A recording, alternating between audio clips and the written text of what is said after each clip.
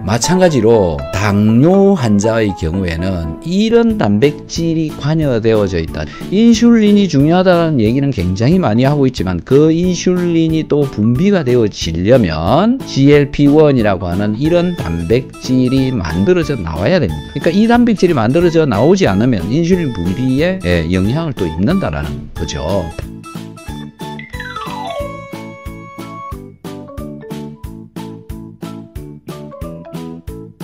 당뇨 환자가 이것이 부족하면 빨리 죽는다 라고 하는 그런 논문이 나와서 그 논문 내용을 소개를 해 드리도록 하겠습니다. 비단 이거는 당뇨 환자뿐만이 아니라 일반적인 사람도 마찬가지일 것으로 생각이 되어집니다. 특히 당뇨 환자의 당을 떨어뜨리려면 이것을 충분히 섭취를 해야 되지 않을까 이런 생각이 듭니다. 2020년 6월 달에 발표되어진 논문인데요. 영양소라고 하는 그 잡지입니다. 꽤 뭐 유명한 잡지라고 보시면 될 것 같고요. 당뇨병이 있는 노인의 경우에 영양실조, 저체질량 지수, 그 다음에 근육 감소증, 허약이 사망의 위험이 된다라고 하는 보고는 여러 논문을 통해서 보고가 되어져 있는데 이 영양실조의 개념을 좀 더 확인을 해보자 라는 차원에서 이 논문이 이 연구를 하게 된 거죠. 그래서 2494명을 대상으로 6년간 추적 조사를 해서 나온 결과인데요. 제2형 당뇨병 환자에 있어서 저단백 섭취와 사망률의 연관성에 관한 연구인데요. 확정적인 내용은 이렇습니다. 75세 이상인 분이 저단백 를 섭취를 하게 되면 사망률에 확실히 영향을 주고 있다. 그래서 이 논문에 나오는 데이터를 제가 걸고 와서 여러분들께 좀 보여드리려고 하는 건데요. 하루에 체중 킬로그램당 단백질 섭취량 Q1부터 Q4까지 이렇게 구분을 해서 Q1은 몸무게 1kg당 하루에 0.34g에서 0.92g 이하로 섭취를 할 경우에가 Q1이고요.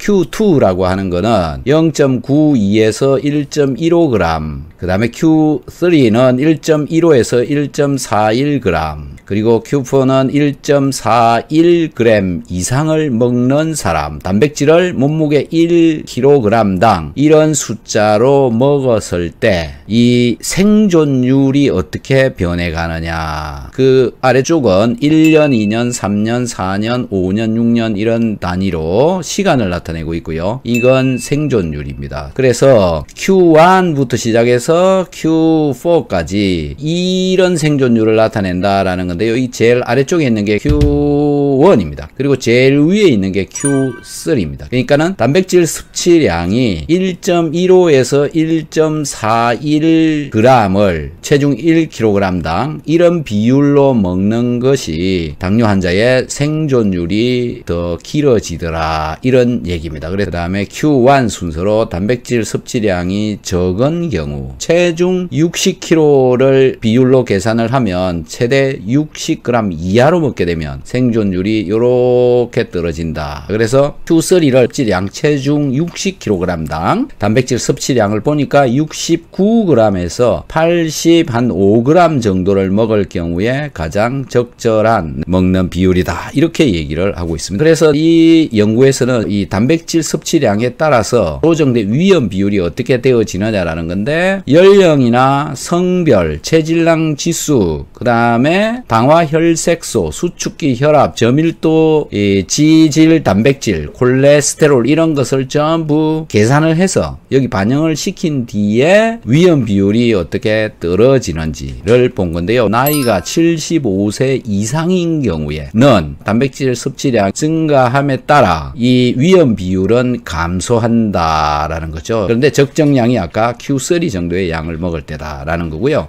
64세에서 75세 사이의 경우에는 많이 먹을 먹거나 적게 먹거나 크게 차이가 없다 이런 율이고요. 그 다음에 65세 이하인 경우에는 다소 큰 기울기를 나타내지는 않지만 다소 영향은 좀 있더라라는 건데, 이게 어쨌든 75세 이상이 되시는 분들은 단백질 섭취량을 최대한 잘 좀 늘리시는 게 좋지 않을까 싶은데요. 다음에는요, 탄수화물 섭취량을 또 추가로 조정을 했을 때 역시 마찬가지로 단백질 섭취량이 적절하게 증가한 경우가 위험률이 떨어지더라 이렇게 얘기를 하고 있습니다. 그래서 이제 낮은 단백질 섭취가 제2형 당뇨병 환자의 사망률 증가와 관련이 있었다라고 결과 분석이 나왔다. 단백질 적게 먹으면 확률이 올라간다. 이런 결과를 보여주고 있습니다. 그런데요, 젊은 사람들의 경우에는 단백질 섭취와 함께 최적의 총 에너지 섭취량 도 결국 더 필요하다 이렇게 얘기를 하고 있습니다. 그래서 탄수화물을 적절히 먹고 있고 또 단백질 섭취도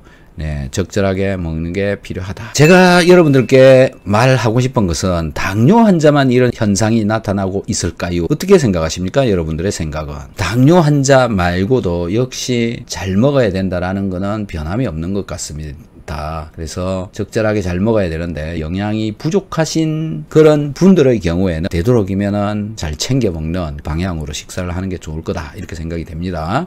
우리나라 당뇨 환자 정말 심각하게 많습니다. 그래서 열심히 운동을 해야 산소가 들어가고, 산소가 들어가야 포도당이 소모가 되어진다. 운동을 하면 결국 이 내가 먹은 이런 탄수화물, 즉 포도당이 산소하고 결합해서 없어진다. 운동하면 포도당이 없어지는 거다. 도대체 어디서 소모를 하느냐? 이 세포로 들어온 영양소인 포도당은 산소와 이 미토콘드리아 속에서 결합을 한 뒤에 이산화탄소로 바꾸어서 에너지를 만들어낸다. 즉 최종적인 목표는 체온을 유지를 하기 위해서 운동도 하고 포도당, 즉 밥도 먹고 단백질도 먹고 이런 걸 하고 있더라라는 건데요. 이 세포로 포도당이 이렇게 운반되어져 와야 되는데요. 포도당이 운반되어져 오려면 이 인슐린이 필요하다. 이 인슐린이 핵심적인 물질로 인지가 되어져 있죠. 결국은 포도당 운반하는 것도 중요하지만 또 이 미토콘드리아, 세포도 있어야 된다. 포도당을 없애기 위해서는 미토콘드리아가 필요하다. 미토콘드리아 숫자를 늘리는 방법이 운동을 하는 거다. 논문에서는 단백질 섭취량이 당뇨 환자의 생존율하고 관련이 되어지더라 이런 얘기를 하고 있잖아요. 도대체 그럼 당뇨 환자에 있어서 단백질이 왜 중요하냐, 이 부분의 이야기는 이 논문에서는 기술을 하지 않고 있습니다. 당뇨 환자가 단백질이 중요한 이유를 제가 찾아낸 결과들을 가지고 여러분들께 설명을 좀 드려보도록 하겠습니다. 단백질에는 20가지 아미노산이 있습니다. 단백질이 20가지가 아니라 단백질을 만드는 물질이 아미노산인데, 아미노산은 20가지가 있다. 이 아미노산이 서로 붙는 순서에 따라서 특이한 단백질이 만들어지는데요. 마찬가지로 당뇨 환자의 경우에는 이런 단백질이 관여되어져 있다. GLP-1. 자, 인슐린하고 마찬가지인데요. 인슐린이 중요하다는 얘기는 굉장히 많이 하고 있지만, 그 인슐린이 또 분비가 되어지려면 GLP-1이라고 하는 이런 단백질이 만들어져 나와야 됩니다. 그러니까 이 단백질이 만들어져 나오지 않으면 인슐린 분비에 영향을 또 입는다라는 거죠. 즉 GLP-1이 분비가 잘 되어야 인슐린 분비가 조절이 잘 되어지는데, 인슐린 분비가 조절이 되어지려면 GLP-1 분비도 잘 되어져야 된다라는 건데요. 이 GLP-1은 누구의 영향을 받느냐라는 건데요. 담즙산의 영향도 받습니다. 담즙산이 대장까지 내려와야 훨씬 더 GLP-1 분비가 잘 되어진다라는 거죠. 그래서 이 담즙산이 대장까지, 직장까지 내려오려면 식이섬유질을 먹어라. 식이섬유질에 담즙산이 붙어서 내려오거든요. 그래서 담즙산을 가장 잘 붙여서 끌고 내려오는 것이 키토산이다. 그래서 당뇨가 있으신 분들은 식이섬유질을 많이 먹어라. 식이섬유질 중에서도 키토산을 먹어라. 이런 말씀을 제가 계속 드리고 있는 겁니다. 그래서 GLP-1은 이렇게 30 한 6, 7개 되는 아미노산 이런 순서로 연결이 되어져 가지고 만들어져 있는 호르몬이다. 얘가 잘 만들어지려면 이런 것이 들어있는 단백질을 열심히 먹어야 되고요. 단백질을 먹는 것만으로도 되는 게 아닙니다. 단백질을 소화를 해야 됩니다. 그래서 일단 당 조절이 잘 안 되시면 우선 소화 효소제를 같이 먹어주는 게 저는 답이다 라는 거고요. 그래서 단백질 소화가 제대로 되어지고 있는지 없는지, 또는 흡수가 제대로 되어지고 있는지 없는지, 배출은 또 잘 되어지고 있는지 없는지, 이런 것들을 이해를 하는 게 중요하다. 그래서 당뇨 환자의 경우에는 소화 효소제를 먼저 먹자. 소화 효소제를 먹으면 소화가 되어지는데, 소화 효소제로 소화 분해를 시키려면 단백질이 녹아야 되는 거거든요. 그럼 녹으려면 또 뭘 먹어야 되느냐? 위산이 있어야 되죠. 비타민C하고 소금이더라. 또 이렇게 결론이 되어져 버리는 겁니다. 당뇨가 전 단계로 와 계시는 분도 있을 테고요. 지금 당뇨가 심해서 인슐린을 맞고 계시는 분들도 계실 텐데요. 혈당을 내리고 싶어도 이제는 몸이 말을 안 듣고 있어서 운동조차 하기 힘드시죠. 미리미리 하시는 게 좋을 것 같습니다. 당뇨를 가지고 계시는 분들 비타민C 열심히 드시고요. 마그네슘도 열심히 드시고 소금도 잘 챙겨 드시고 해서 여러분들의 당뇨를 극복해 보시기를 바랍니다. 여러분들이 먹고 있는 음식물은 산소에 의해서 사라집니다. 당뇨 환자가 이것이 부족하면 빨리 죽는다 라고 하는 그런 논문이 나와서 그 논문 내용을 소개를 해 드리도록 하겠습니다. 일본인을 대상으로 연구한 최근 2020년 6월 달에 발표되어진 그런 논문인데요.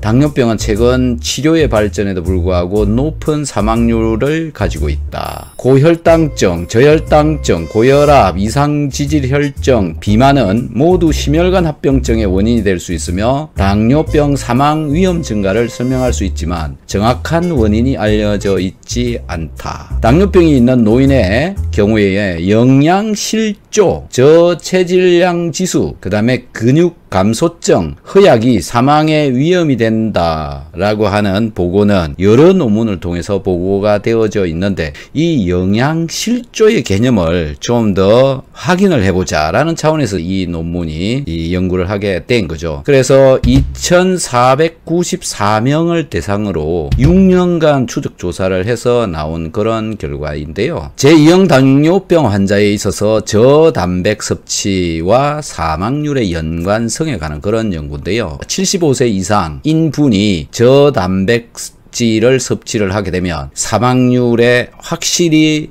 영향을 주고 있다라고 하는 내용입니다. 하루에 체중 킬로그램당 단백질 섭취량을 Q1부터 Q4까지 이렇게 구분을 해서, Q1은 몸무게 1kg당 하루에 0.34g에서 0.92g 이하로 섭취를 할 경우에 Q1이고요. Q2라고 하는 거는 0.92에서 1.15g, 그 다음에 Q3는 1.15에서 1.41g, 그리고 Q4는 1.41g 이상을 먹는 사람, 단백질을 몸무게 1kg당 이런 숫자로 먹었을 때 생존율이 어떻게 변해가느냐. 아래쪽은 1년, 2년, 3년, 4년, 5년, 6년 이런 단위로 시간을 나타내고 있고요. 이건 생존율입니다. 이 제일 아래쪽에 있는 게 Q1입니다. 그리고 제일 위에 있는 게 Q3입니다. 그러니까는 단백질 섭취량이 1.15에서 1.41g을 체중 1kg당 이런 비율로 먹는 것이 당뇨 환자의 생존율이 더 길어지더라 이런 얘기입니다. 그래서 순서대로 보면 Q3 요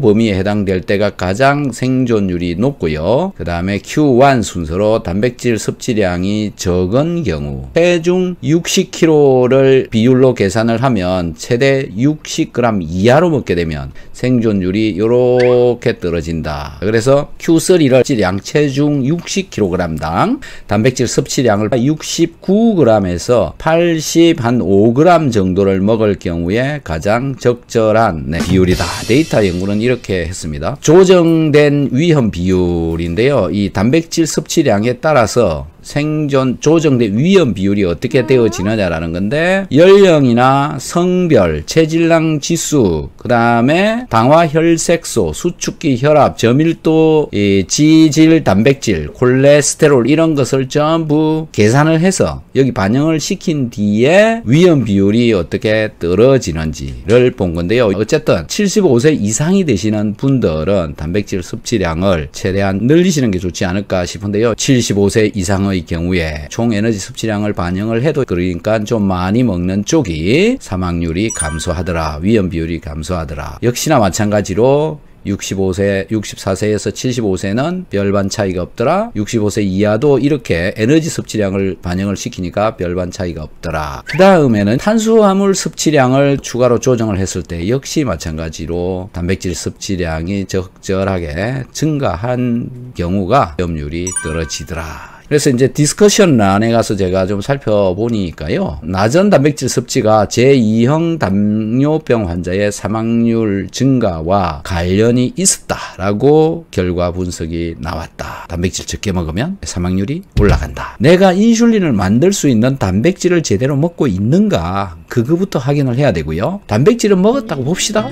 그런데 단백질이 소화가 되고 있는지 그 확인을 먼저 하는 게 맞지 않느냐. 그래서 당뇨 환자의 경우에는 소화 효소제를 먼저 먹자. 소화 효소제로 소화 분해를 시키려면 단백질이 녹아야 되는 거거든요. 녹으려면 위산이 있어야 되죠. 비타민C하고 소금이더라. 당뇨를 가지고 계시는 분들 비타민C 열심히 드시고요, 마그네슘도 열심히 드시고 소금도 잘 챙겨 드시고 해서 여러분들의 당뇨를 극복해 보시기를 바랍니다. 너무 쉬운 당뇨 탈출 비법. 소화를 잘 되게 하는 것이 당을 떨어뜨리는 근본이 저는 된다고 생각합니다. 소화가 제대로 되어지지 않고는 무엇을 한들 제대로 되어지느냐라고 되묻고 싶고요. 당을 조절을 하려면 식이섬유질이 가장 우선적이라고 보고요.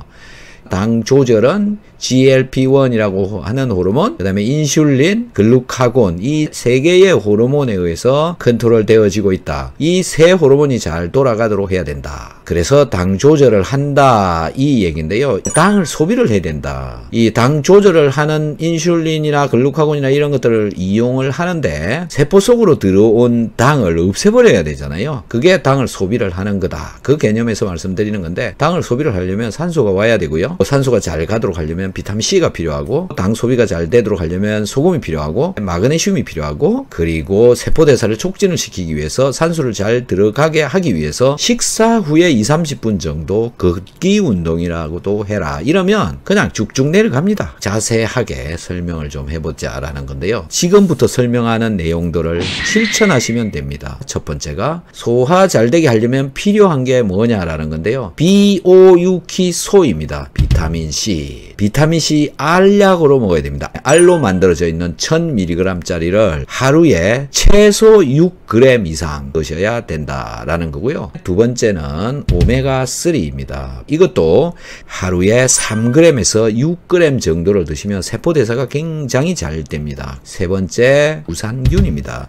장이 튼튼해야 장에서 GLP-1이라고 하는 호르몬 분비가 잘 됩니다. 장을 튼튼하게 하는 것은 면역, 당대사, 혈압, 몸 전체의 컨디션, 많은 부분에 관여가 되어지는 것이 유산균입니다. 그래서 하루 3번 식전에 먹고요. 6개를 먹어보시는 것도 괜찮은데요.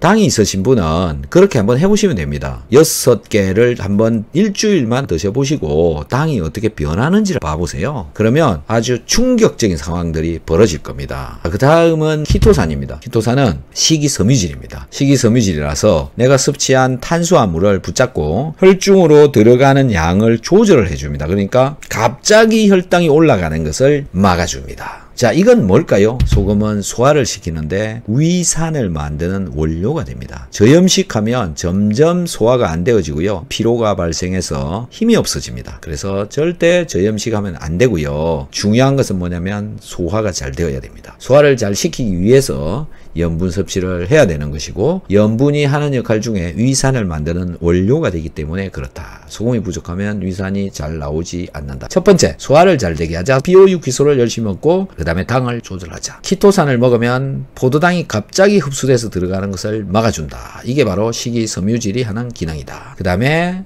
GLP-1이 분비가 잘 되도록 하자, 인슐린 분비 조절을 하게 하자, 글루카곤 분비가 억제되도록 하자. GLP-1이 분비가 잘 되도록 하려면 다양한 음식을 섭취를 해서 그 음식으로부터 만들어져 나오는 대사산물이 장벽에 자극을 줌으로 해서 GLP-1이 분비가 되어진다. 특히 포도당이 대장까지 내려와야 GLP-1이 분비가 되어진다. 그래서 탄수화물을 당뇨 환자는 필수적으로 먹어야 된다라는 겁니다. 세 번째, 당을 이제 소비하자. 혈중에 들어온 당을 없애버리는 방법. 산소가 잘 들어가게 하자. 산소가 잘 들어가도록 하는 방법 중에 마이너스 이온을 이용을 하자. 방 안에 마이너스 이온 발생기를 넣어 놓으면 당 소비가 촉진이 되어진다. 마이너스 이온처럼 항산화를 시키는 것 중에 한 가지가 비타민C다. 비타민C를 열심히 먹으면 몸속에 비타민C가 돌아다니면서 항산화를 시켜주고 산소 공급이 잘 되어지도록 하고 에너지 대사를 잘 되도록 해주고 당 소모도 잘 되도록 해준다. 그리고 소변의 염농도를 0.9% 이상 나오도록 하자. 소변의 염농도가 떨어지게 되면 당 소비 속도도 내려간다. 그 다음에 마그네슘을 꼭 챙겨 먹자. 당뇨 환자라면 무조건 마그네슘을 챙겨 먹자. 가장 중요한 거, 식사 후에는 꼭 20-30분이라도 걷기 운동을 하자. 여러분들 당뇨와의 전쟁에서 꼭 승리하시기 바랍니다. 혈당을 줄이는 비법, 그 다음에 어떤 영양제 먹어야 되는가. 당을 떨어뜨리는 가장 좋은 방법은 운동을 하는 거다라는 겁니다. 그래서 열심히 운동을 한번 해보시기 바랍니다. 여러분들은 운동을 얼마나 하는지요? 귀찮으시죠? 힘드시죠? 식후에 하는 운동 정말 중요하다. 그래서 한번 해보시기 바라고요. 일단 당을 관리하는 방법부터 먼저 해보자라는 건데요. 식후 1시간 혈당도 체크를 한다. 여러분들은 뭐 공복혈당을 많이 알고 계시고, 우리 어머니는요, 식후 1시간 혈당 잽니다. 78세이신데요, 잽니다. 요게 당을 관리하는 핵심적인 실천법입니다. 당 수치를 알고 있어야 내가 마음을 정할 수가 있습니다. 이걸 먹어야 되나 말아야 되나, 이걸 조심해야 되나 말아야 되나, 이걸 지금 먹어야 되나, 운동을 해야 되나, 현재 얼마인지를 알고 있어야 먹는 게 조절이 가능해진다라는 겁니다. 자, 그 다음에요, 먹는 순서가 또 중요합니다. 단백질, 지방, 탄수화물 순서대로 식사를 한다라는 거죠. 단백질보다 먼저 먹어야 되는 게 야채입니다. 그래서 소스 같은 걸 넣어가지고 그냥 야채만 먹을 수 있도록 하는 겁니다. 야채를 먹고 나면 이제 단백질을 먹는다. 그 다음에 단백질 다음엔 지방, 그 다음에 탄수화물, 즉 탄수화물을 제일 뒤에 먹어라. 이게 포인트다. 왜 그러냐라는 건데요. 단백질, 야채 이런 걸 먼저 먹어버리면 포만감이 와서 탄수화물을 줄일 수도 있다라는 게 한 가지가 있습니다. 그래서 이런 순서로 이 식사를 하고 혈당을 떨어뜨리는 사람들이 많이 있습니다. 이런 순서대로 먹자. 이 이유가 뭐냐? 탄수화물은 이게 갑자기 올라가는 게 특징이다. 식사하고 약 1시간 때에 가장 많이 올라간다. 식후 1시간 정도 되면 거의 당으로 다 전환이 되어져 가지고 돌아다닌다라는 거죠. 그리고 다시 뚝 떨어져 버린다. 약 2시간 정도 가까이 가면은 뚝 떨어져 버린다. 이렇게 변화가 일어난다. 그래서 갑자기 올라갔다가 내려간다라는 건데요. 단백질은 당으로 변하는 속도인데요. 이게 느리다. 즉 3시간 정도 되어야 피크치가 되어지고요.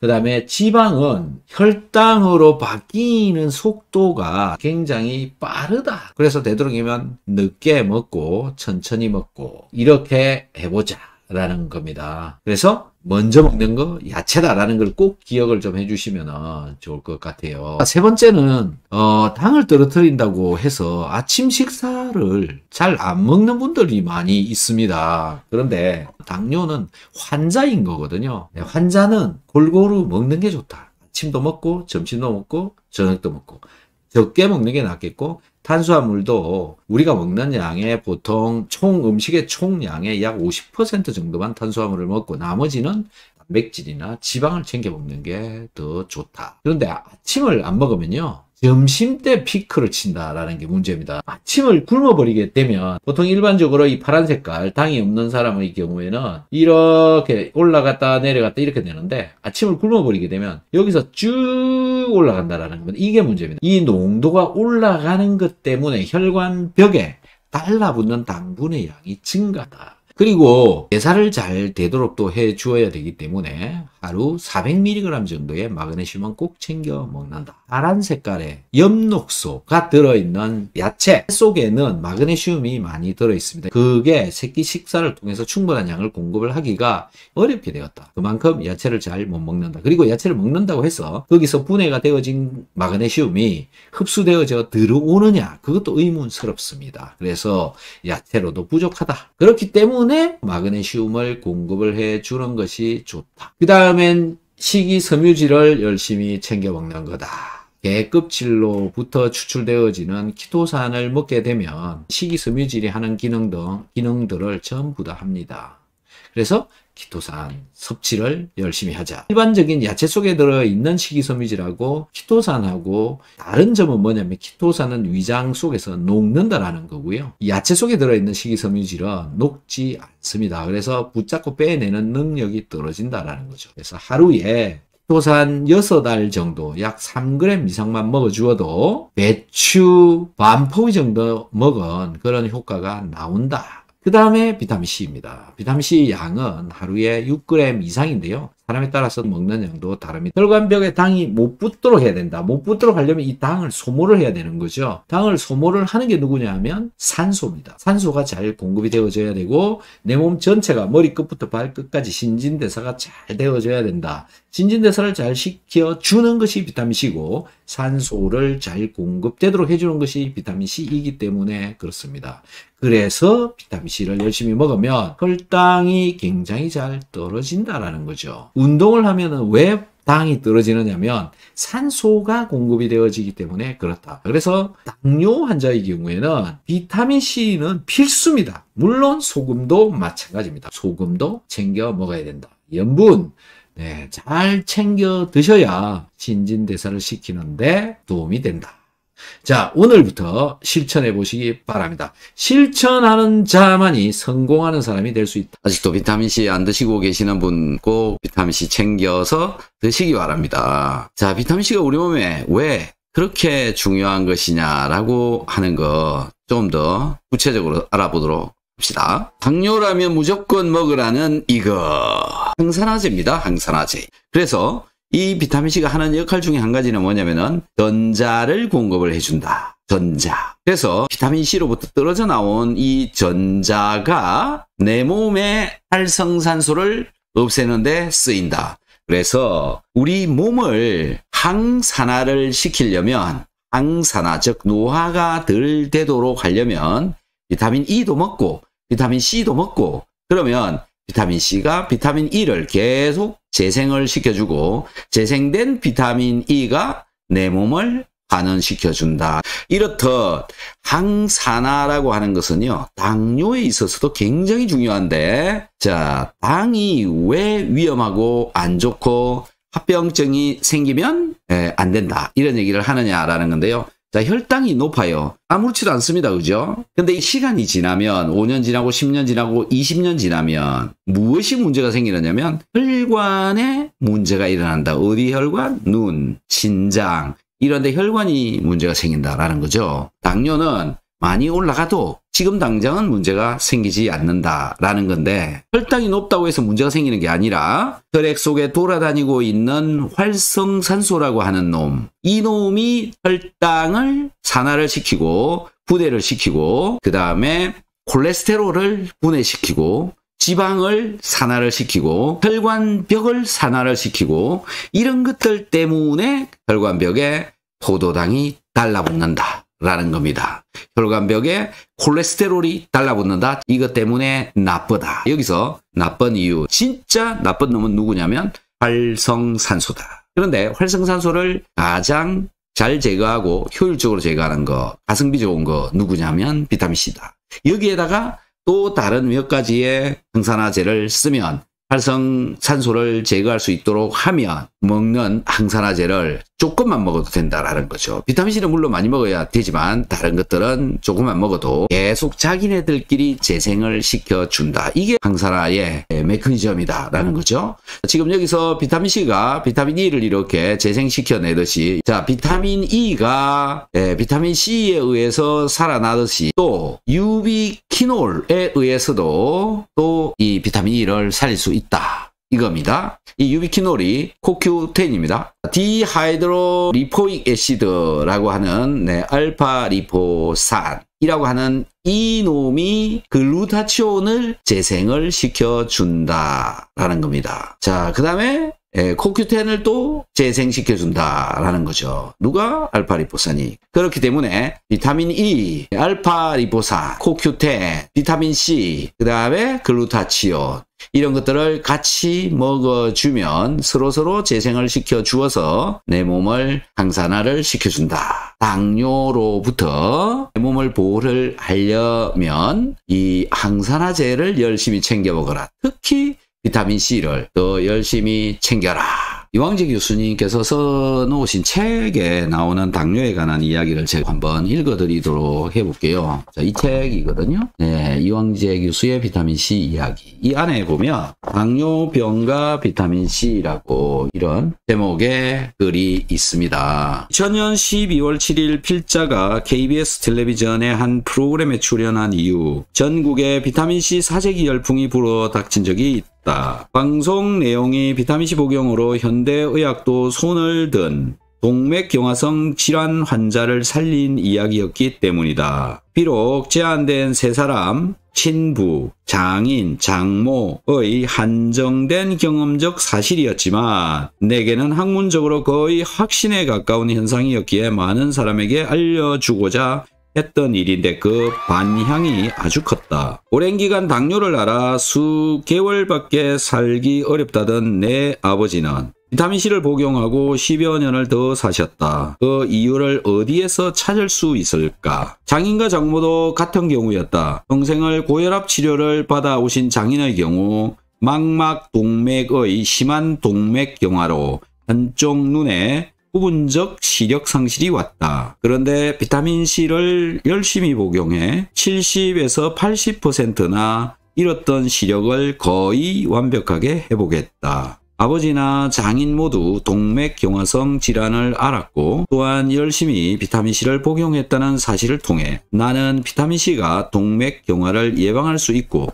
심지어 부분적인 치료도 가능한 것이 아닌가 하는 생각을 하게 되었다. 1990년 초 우측 중간 뇌 동맥의 완벽한 폐색으로 장모도 중풍으로 쓰러져 왼쪽을 거의 쓰지 못했는데 이후 많은 양의 비타민C를 착실하게 복용하면서 완벽하게 회복되었다. 그 모든 기록은 지금도 서울대병원에 잘 보관되어 있다. 당뇨병은 더 이상 노인에게만 오는 질환이 아니다. 실제로 1970년에는 30대 이상의 1.4%가 당뇨로 고생하던 것이 1990년에는 약 8%로 상승했고 2000년에는 약 20%가 당뇨로 고생하고 있다는 보고가 나와 있다. 얼마 전 뉴스에서는 전체 국민 중 10%인 400만 명이 현재 당뇨를 앓고 있다고 보도할 정도로 당뇨는 현대인에게 만연하고 있는 만성 소모성 질환이다. 말초 혈액 내의 포도당이 온몸 구석구석에 존재하는 세포 속으로 전달되지 않아 생기는 당뇨는 흔히 내분비 질환으로 알려져 있다. 그 이유는 인슐린의 부족 혹은 부적절한 기능으로 당뇨가 온다고 보기 때문이다. 그러나 그 내용을 살펴보면 인슐린 부족에 의해서만 당뇨가 생기는 것이 아님을 알 수 있다. 즉 당뇨에는 몇 가지 유형이 있다. 실제로 혈중 포도당을 세포로 전달해주는 역할을 하는 인슐린 자체가 부족한 경우는 모든 당뇨 환자의 10% 미만이다. 이 경우를 인슐린 의존형 당뇨 혹은 소년형 당뇨라고 한다. 그리고 인슐린 자체가 부족하진 않지만 비만 등의 이유로 인슐린이 적절하게 작용하지 못해 생기는 경우를 인슐린 비의존성 당뇨 혹은 성인형 당뇨라고 한다. 그 유형이 어찌됐든 포도당이 세포로 전달되지 못해 에너지 생성이 원활하지 못하고 혈중에 지나치게 많은 포도당이 존재해 발생하는 부작용이 당뇨병의 핵심을 이룬다. 따라서 당뇨병의 진단도 혈중의 포도당의 농도가 얼마나 되느냐로 이루어진다. 그렇다면 많은 사람이 당뇨병을 무서운 질환이라고 말하는 이유는 무엇일까? 그것은 당뇨의 합병증 때문이다. 당뇨병 전문의들에 따르면 높은 혈당치를 잘 관리하지 않은 채 수년을 지내면 영락 없이 몇 가지 합병증이 발생한다고 한다. 흔히 거론되는 합병증으로는 말초신경 합병증, 망막 합병증, 홍팥 합병증 등이 있다. 간혹 당뇨병을 오랫동안 앓던 환자의 다리 상처가 잘 아물지 않아 결국 다리를 절단해야 하는 지경에 이르는 것을 보기도 하는데, 이것이 바로 말초신경 합병증의 대표적인 사례이다. 망막 합병증 역시 혈당 관리가 잘 되지 않는 일부 당뇨병 환자에게 나타나며 가끔은 이로 인해 실명하기도 한다. 이것은 오랫동안 방치한 고혈당에 의해 망막 혈관에 동맥경화가 생겨 시각작용이 일어나지 않게 된 것이다. 같은 맥락에서 보면 콩팥의 합병증도 결국 혈관질환임을 알 수 있다. 콩팥에서 주된 기능을 담당하는 신사구체는 혈관뭉치이다. 이 혈관뭉치에 동맥경화가 생기면 콩팥의 고유 기능인 혈액여과 기능을 못하게 되고, 이어 혈중에 독성 물질이 쌓여 급기야 죽음에 이를 수 있는 것이다. 결국 당뇨병은 그 치명성만을 고려할 때 내분비 질환이라기보다는 혈관 질환이라고 해야 옳지 않나 하는 생각마저 든다. 듀크 대학 메디컬 센터의 E.C. 오파라 박사 등은 오랜 기간 당뇨병을 앓게 되면 왜 혈관에 문제가 생길까? 그 결과 망막 질환으로 인해 실명하는 환자도 있고, 어떤 환자는 콩팥의 사구체 혈관이 막혀서 콩팥의 기능을 잃기도 하고, 때로는 말초신경염으로 작은 상처가 치료되지 않아 발가락을 자르기도 하고, 조금 지나면 다리를 자르고 종국에는 생명까지 잃게 되는 이유가 무엇일까 하는 문제에 많은 관심을 가지고 실험을 시행하여 유용한 결과들을 발표하였다. 즉, 당뇨 환자들의 혈액 속에는 정상인보다 유난히 항산화제, 비타민C나 비타민 E입니다.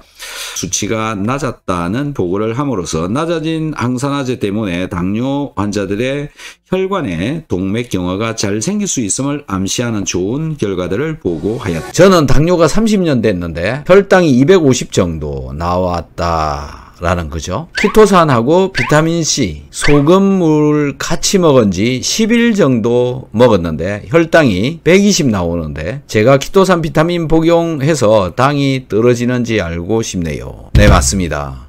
키토산, 비타민C, 소금 같이 섭취를 했기 때문에 일어나는 현상입니다. 제가 지금부터 20년 정도 전에 시애틀에 있는 타코마에 가서 키토산에 가는 전시회를 한 적이 있는데요. 그때 키토산 2알을 먹고 그 다음날 아침에 다시 찾아와서 상담을 하신 분이 있었는데요. 그분도 이런 현상이 나타났습니다. 2알 때문에 갑자기 떨어졌다. 왜 그럴까요? 그래서 오늘 제가 꼭 지켜야 되는 2가지에 대해서 말씀을 드리려고 하는데요. 먹는 당분의 양을 줄여보자. 음식을 좀 줄여보자. 그런데 먹는 음식의 양을 줄일 수가 있나요? 또 운동을 하라고 얘기를 합니다. 운동하기가 그렇게 쉽지 않으시죠. 네, 생활 습관을 바꾼다는 건 너무 어렵다. 근데 당대사라고 하는 거는 기본적으로요, 이 과정을 거친다고 보시면 될 것 같습니다. 우리가 섭취를 한 음식물들이 세포 속으로 이렇게 들어와야 되는데요. 이 미토콘드리아가 있고, 이 미토콘드리아 속으로 산소가 와야 되고 포도당이 이 속으로 들어와야 된다. 그 다음에 전자도 이 안에 많이 존재해야 된다. 이 전자를 공급을 하는 것이 소금과 비타민C죠. 이 과정이 잘 일어나야 세포 대사가 잘 일어나야 된다. 그래야 당이 줄어든다. 포도당이 세포까지 오도록 하는데 기여하는 것이 뭐냐면 인슐린이라고 하는 호르몬이죠. 인슐린을 여러분 마음대로 잘 할 수가 없잖아요. 여기서 와야 되는 게 뭐냐면 산소가 이쪽으로 들어와야 됩니다. 즉 숨을 잘 쉬어야 된다. 호흡을 잘 해야 된다. 그래서 이 미토콘드리아 속에서 이제 잘 반응이 일어나며 포도당은 사라지게 되어져 있다. 없다라는 거죠. 자, 그래서 해야 되는 일 중에 한 가지가 식이섬유질을 많이 섭취하자라는 건데요. 네, 7대 영양소라고 하기도 하고 사람의 소화 효소에 의해서는 분해가 되어지지 않는다라는 거죠. 이 식이섬유질이 하는 기능이 엄청 중요한 것들이 많이 있습니다. 사람들한테 많이 먹어라라고 하고 있는데요. 그 정도의 양을 여러분들 드시고 계시나요? 490g, 지금 이 저울에 올라가 있는 이 정도의 양을 하루에 다 먹는다면 아마 당뇨가 굉장히 많이 좋아질 거라고 생각을 합니다. 이런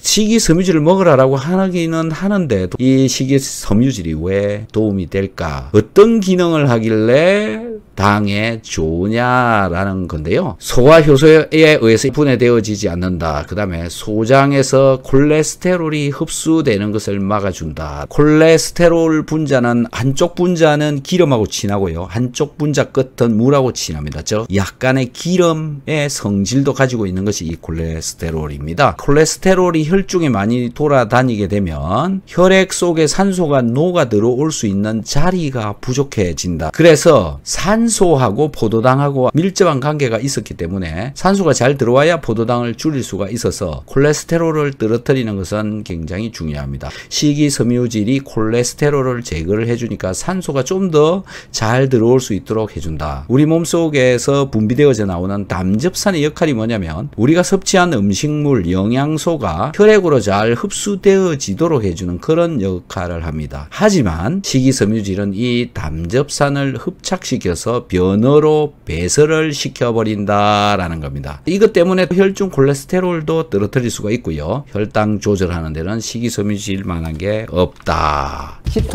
키토산이 소화에 어떻게 도움을 주는가? 키토산은 영양분 배출을 시켜준다. 키토산을 먹게 되면 살을 뺄 수도 있고 살을 찌울 수도 있습니다. 어떻게 한 물질을 가지고 그게 다 되냐 이건데요. 키토산은 영양성분, 즉 내가 먹은 음식물을 붙잡고 빼는 그런 능력이 있습니다. 키토산은 글루코사민이라고 하는 성분이 수만 개가 연결이 되어져 있는 식이섬유질입니다. 대표적인 게 콩나물이죠. 우리가 만나는 대부분의 씨앗의 표면은 포도당이 베타1사결합을 해가지고 코팅이 되어져 있기 때문에 씨앗이 쉽게 소화되지 않습니다. 그래서 씨앗이 여기저기 뿌려져서 다시 새싹이 날 수 있는 거죠. 셀룰로스라고 하는 그 성분이죠. 하지만 우리가 먹고 있는 포도당은 전분이라고 하는 거 있잖아요. 그건 포도당이 알파1사결합을 해가지고 있고 동물의 몸속에서 분해가 되어집니다. 그래서 우리 사람은 밥을 먹고 포도당으로 전환해서 쓸 수가 있고요. 여기서 베타1사결합을 한 포도당이 연결되어져 있는 셀룰로스는 식이섬유질이고 키토산도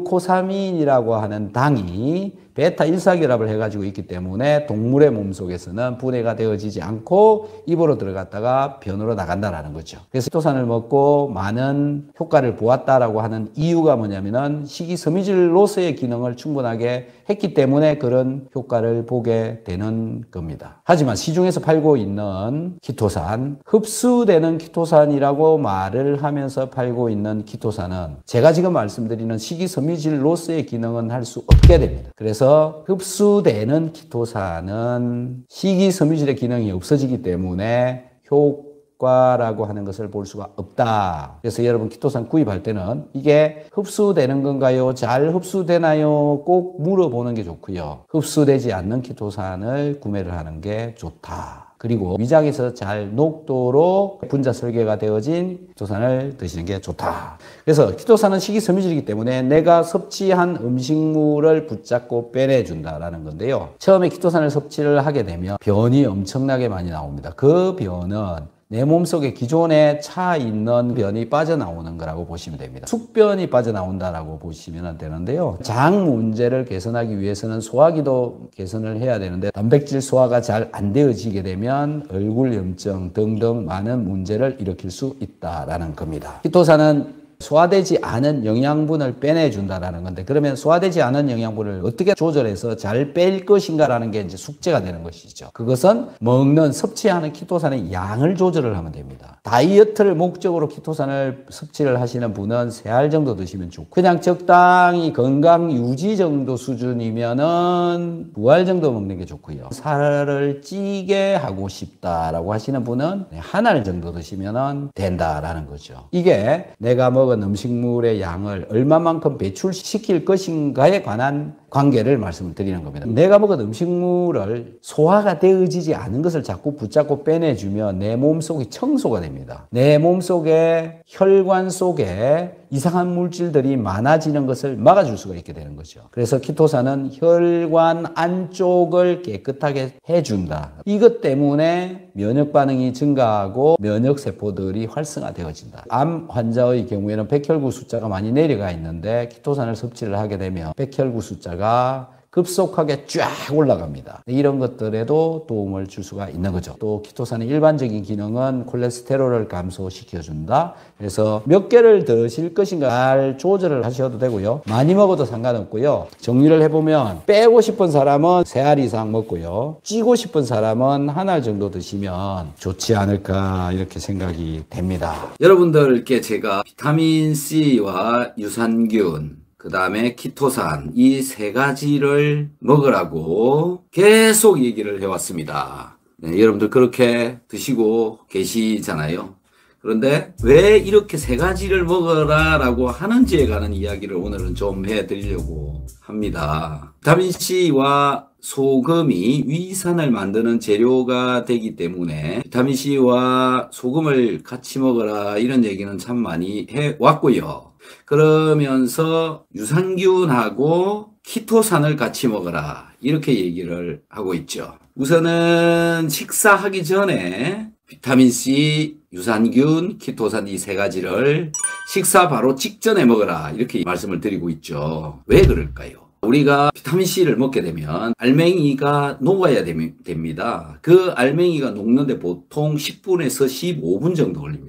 비타민C는 산성이고 고형화시키기 위해서 부형제가 들어있죠. 그리고 이렇게 단단하게 꽉 눌러져 있어서 물이 쉽게 스며들어가기가 용이하지 않다라는 거죠. 그래서 우리 위장에 들어올수록 다른 물질과 만나서 이렇게 부대낄수록 훨씬 더 잘 녹습니다. 그냥 물에다가 가만히 담궈 놓아서는 잘 녹지가 않습니다. 그래서 식사 바로 직전에 먹어라 이렇게 얘기를 하는 거고요. 음식을 먹기 시작하면 위장 속에 들어있는 위산이 소모가 되면서 살살살살 올라갑니다. 그래서 식사 시작하고 나서 15분 정도 지나면 pH가 4 내지 5까지 올라가게 됩니다. 이런 pH가 4, 5일 때 비타민C에 붙어있는 양성자 그 수소가 한 개가 떨어져 나오기 시작합니다. 떨어져 나온 수소로부터 전자가 나와서 내 몸속에서 소화가 되어지면서 분해되어져 나온 물질들과 반응을 하는 시간을 갖게 되는 거죠. 내가 섭취한 음식물들이 분해되면서 만들어져 나온 분자들을 안정한 형태로 만들어준다. 그 다음에 비타민C와 키토산을 같이 먹게 되면 키토산 분자에 비타민C가 이렇게 붙습니다. 이렇게 붙으면서 키토산을 녹이는 성질이 있습니다. 그리고 장에서 내려가면서 장 속에서 비타민C가 천천히 흡수되어져 들어간다. 키토산하고 비타민C하고 같이 먹게 되면 서방성 비타민C를 만들 수가 있기 때문에 키토산하고 같이 먹어라 이렇게 얘기를 하는 거죠. 그 다음에 비타민C하고 유산균하고의 관계인데요. 저는 식사하기 바로 직전에 유산균을 먹어라 라고 얘기를 합니다. 식사하기 바로 직전에는 pH가 그나마 올라가고 있기 때문에 그렇습니다. 낮은 산성의 pH 상태, 즉 위산이 있는 상태에서 유산균이 들어오면 유산균이 다칠 수가 있다는 겁니다. 분자에 영향을 끼칠 수가 있다는 거죠. 그래서 유산균은 식전에 바로 먹어라. 그 다음에 비타민C하고 유산균하고 같이 먹으라 라고 하는 이유는 유산균의 밥이 되어집니다. 비타민C가. 이런 관계가 되어지기 때문에 3가지 같이 먹어라. 그 다음에 유산균하고 키토산하고의 관계인데요. 유산균의 집이 키토산이 되어질 수가 있습니다. 식이섬유질이 장 속에 많으면 유산균이 들어가서 살 수가 있게 되는 거죠. 유산균을 키토산이 보호를 해줄 수 있게 됩니다. 이렇게 되어지면 세 가지가 밥 먹기 바로 직전에 들어오고 밥과 세 가지가 만나서 녹는다라는 거죠. 녹으면서 분자들 간의 반응도 일어나고 소화를 시키는 것이고 기름을 붙잡고 빼내주기도 하고요. 소화가 잘 되도록 하기 위해서는 이 세 가지를 필수적으로 먹어야 장을 더 건강하게 할 수 있다라는 것이고요. 또 질문 그냥 올려놔 주시면 제가 나중에 답변을 드리도록 하겠습니다. 짧은 시간이지만.